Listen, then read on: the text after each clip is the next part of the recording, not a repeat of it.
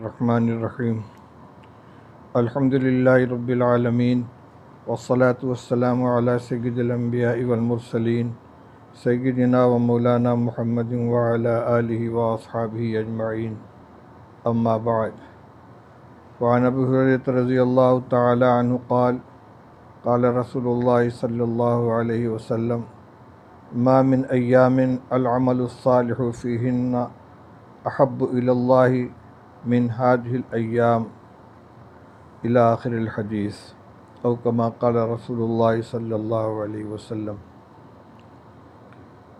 بزرگان محترم، عزیزوں اور بھائیوں، آج ذی قعدہ کی 29 تاریخ تھی اور اب غروب آفتاب کے بعد ذی الحجہ کا آغاز ہو چکا ہے۔ ذی الحجہ کا مہینہ اپنی خصوصیات، اپنے فضائل اور اپنے مخصوص اعمال کے اعتبار سے سال کے دیگر مہینوں کے مقابلے میں بڑی اہمیت کا حامل ہے۔ کچھ اعمال اس مہینے کے ساتھ مخصوص ہیں، جن میں سب سے اہم اسلام کے 5ویں رکن فریضہ حج کی ادائیگی ہے، جو 8 ذی الحجہ سے 12 ذی الحجہ تک مکہ مکرمہ اور اس کے اطراف کے جو مشاعر ہیں منی، مزدلفہ، عرفات میں ادا کیے جاتے ہیں۔ دوسرا اہم عمل قربانی کا عمل ہے، جو 10، 11، 12 ذی الحجہ کو انجام دیا جاتا ہے۔ ان کے علاوہ کچھ اور بھی اعمال ہیں۔ اسی مہینے میں 5 دن ایام تشریق کے ہیں، 9، 10، 11، 12، 13 ذی الحجہ۔ پھر پہلا عشرہ یعنی پہلی ذی الحجہ سے لے کر 10ویں ذی الحجہ تک کا جو عشرہ ہے، اس کی خاص فضیلت حدیث پاک کے اندر وارد ہوئی ہے۔ ابو ہریرہ رضی اللہ تعالیٰ عنہ کی روایت ہے کہ رسول اللہ صلی اللہ علیہ وسلم نے ارشاد فرمایا کہ کوئی دن ایسے نہیں ہیں کہ جن کے اندر اعمال اللہ تعالیٰ کے نزدیک ان دنوں میں کیے جانے والے اعمال سے زیادہ محبوب ہوں، ان 10 دنوں میں کیے جانے والے اعمال سے زیادہ محبوب ہوں۔ صحابہ رضی اللہ تعالیٰ عنہم نے پوچھا، ولل جہاد یا رسول اللہ، کیا اور دنوں میں کیا جانے والا جہاد فی سبیل اللہ بھی ان 10 دنوں کے اعمال سے زیادہ محبوب نہیں ہے؟ آپ نے فرمایا، ہاں، وہ جہاد جو اور دنوں میں کیا جائے ان ایام میں کیے جانے والے نیک اعمال کے مقابلے میں زیادہ محبوب نہیں ہے، الا یہ کہ کوئی شخص اپنی جان اور مال دونوں کو لے کر نکلے اللہ کے راستے میں اور پھر اس میں سے کوئی چیز لے کر واپس نہ آئے۔ اس حدیث پاک سے اس پورے عشرے کی فضیلت معلوم ہوتی ہے، اور اس میں ما من ایام العمل الصالح کا لفظ استعمال کیا گیا ہے۔ تو جو مخصوص اعمال ہیں اس عشرے کے، ان کے علاوہ اور بھی جو دوسرے اعمال ہیں نیک، ان سب کو بھی میں اہتمام کے ساتھ انجام دینا چاہیے۔ من جملہ ان کے پہلی تاریخ سے لے کر 9ویں ذی الحجہ تک کی 9 تاریخوں میں نفلی روزہ رکھنا ہے، چونکہ 10، 11، 12 تاریخ میں 10، 11، 12، 13 تاریخ میں روزہ رکھنا ممنوع ہے، اس لیے پہلی سے لے کر 9 تاریخ تک روزہ رکھا جائے، اور ان میں بھی 9ویں تاریخ جو یوم عرفہ کہلاتی ہے، اس دن کے روزے کی سب سے زیادہ اہمیت ہے۔ اس لیے اللہ تعالی ہمت عطا فرمائے تو پورے عشرے کا، اور اگر یہ ممکن نہ ہو تو جتنا ہو سکے، اور کم سے کم 9ویں ذی الحجہ کا روزہ ہر ایک کو رکھنا چاہیے۔ ان کے علاوہ اور جو نیک اعمال ہیں، جن میں صدقات، خیرات، اور خاص طور سے اس زمانے میں جب کہ تمام لوگ اور خاص طور سے ہمارے ایمان والے بھائی مختلف دقتوں کا شکار ہیں، معاشی پریشانیوں میں مبتلا ہیں، اللہ تعالیٰ نے اگر وسعت عطا فرمائی ہو تو صدقات، خیرات اور مالی امداد کے ذریعے ان کو سہارا دیا جائے۔ ایسے ہی نفل نمازیں، قرآن پاک کی تلاوت، دعا و استغفار اور مختلف قسم کے نیک اعمال کیے جائیں اور گناہوں سے اپنے آپ کو بچایا جائے۔ رات کی بھی عبادت کا اہتمام کیا جائے، دن کی عبادت کا بھی اہتمام کیا جائے۔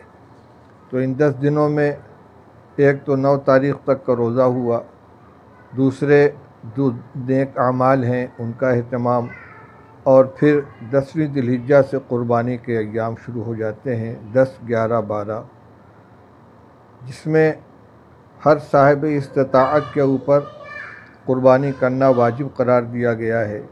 اور صاحب استطاعت سے مراد وہ شخص ہے کہ جس کے پاس اپنی جس کے پاس نصاب کے بقدر سونا، چاندی، روپیہ، پیسہ، مال تجارت یا روزمرہ کی ضروریات سے فاضل سامان موجود ہو۔ نہ اس کے لیے مال نامی ہونا شرط ہے، نہ اس کے لیے سال پر گزرنا ضروری ہے جو زکوٰۃ کے نصاب میں جو شرطیں ہیں، بلکہ اگر قربانی کے ایام میں 12 تاریخ کے غروب آفتاب سے پہلے تک بھی اگر کوئی شخص مالک ہو جاتا ہے تو اس پر قربانی واجب ہوتی ہے۔ اس وقت کاروباری دقت اور تنگ دستی کی وجہ سے بہت سے لوگ اس صورتحال کا شکار ہیں کہ گھر میں زیورات موجود ہیں یا ان کاروباری ہیں اور ان کے پیسے پارٹی کے پاس، گاہک کے پاس موجود ہیں، لیکن نقد پیسہ ان کے پاس موجود نہیں ہے۔ وہ سوال کر رہے ہیں کہ قربانی کا واجب ادا کرنے کی کیا شکل ہوگی۔ تو بھائی مسئلہ تو یہی ہے کہ جو صاحب استطاعت ہوگا اس کے ذمہ قربانی واجب ہوگی، اور قربانی کا بدل ایام قربانی میں کچھ بھی نہیں ہے۔ قربانی کرنا ہی واجب ہے تو قربانی ہی کی جائے گی، چاہے سالم جانور قربان کیا جائے یا بڑے جانور کے اندر حصہ لے لیا جائے۔ اگر کسی کے پاس اتنی استطاعت نہیں ہے کہ وہ پورا جانور قربان کر سکے تو مختلف اداروں کی طرف سے قربانی کا اعلان ہوتا ہے، 2000 یا کم و بیش روپے کے عوض میں ایک قربانی کا حصہ لے کر کم از کم جس کے اوپر واجب وہ ادا کر لیں۔ گھر میں جو صاحب استطاعت ہے، اگر زیور کی مالک عورت ہے وہ صاحب حیثیت ہے تو اس کی طرف سے قربانی ادا کر دی جائے، اگر شوہر صاحب استطاعت ہے تو اس کی طرف سے ادا کر دی جائے، یا چند لوگ مل کر کوئی ایک بڑا جانور لے لیں اور سب اپنا اپنا حصہ اس کے اندر شامل کر لیں۔ یہ قربانی 10ویں تاریخ سے لے کر 12ویں تاریخ کی شام تک کسی بھی وقت کی جا سکتی ہے۔ ایک عمل تکبیر تشریق کا ہے کہ 9 ذی الحجہ کی فجر سے لے کر 13 ذی الحجہ کی عصر تک ہر فرض نماز کے بعد ایک مرتبہ اللہ اکبر لا الہ الا اللہ واللہ اکبر وللہ الحمد، یہ تکبیر کہنا واجب ہے۔ مرد حضرات قدر بلند آواز سے کہیں گے اور خواتین پست آواز سے یہ تکبیریں کہیں گی۔ تکبیر واجب ہونے کے لیے نماز کا باجماعت ہونا بھی شرط نہیں ہے، تنہا نماز پڑھنے والا بھی تکبیر تشریق ادا کرے گا۔ عید قربان سے پہلے قربانی سے پہلے عید الاضحیٰ کی نماز بھی ادا کی جاتی ہے۔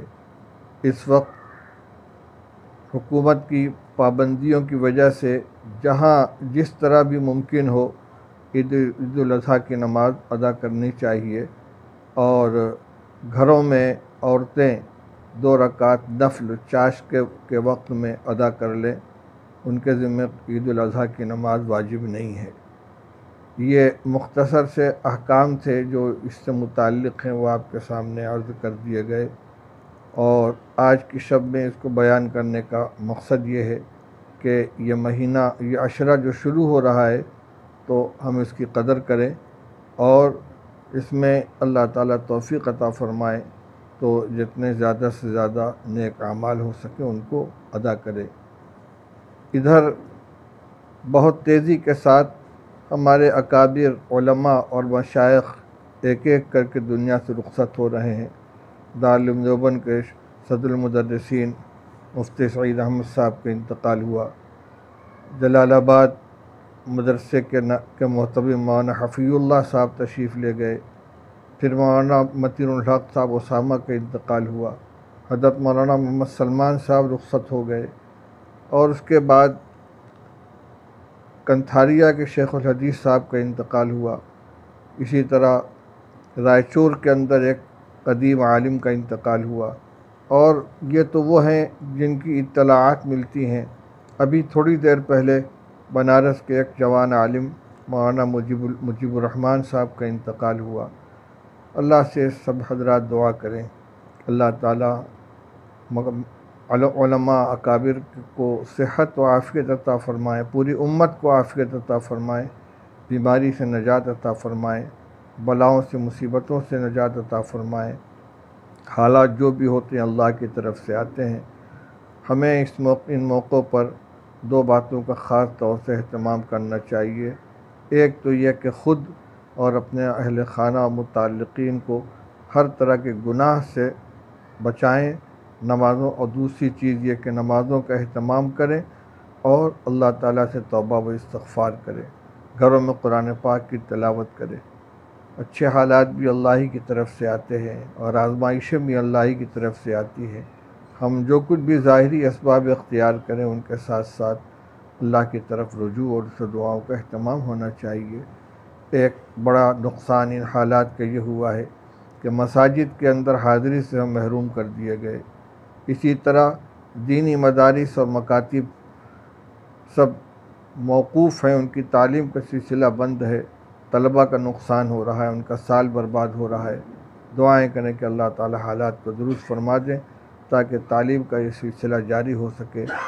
حتیٰ کہ حفظ پڑھنے والے، ناظرہ پڑھنے والے بچے جن کی یومیہ حاضری، یومیہ محنت انتہائی ضروری ہوتی ہے، وہ بھی تعلیم سے محروم ہو گئے ہیں۔ دارالعلوم دیوبند، مدارالعلوم سہارنپور اور تمام بڑے مدارس بھی اور چھوٹے مدارس بھی پورے ملک کے اندر ان حالات کا شکار ہیں۔ اللہ تعالیٰ ان حالات کو درست فرما دیں۔ اسی طرح ایک اپیل کی گئی تھی رمضان مبارک کے اندر کہ مدارس کا جو نظام ہے وہ عام مسلمانوں کے چندے سے چلتا ہے۔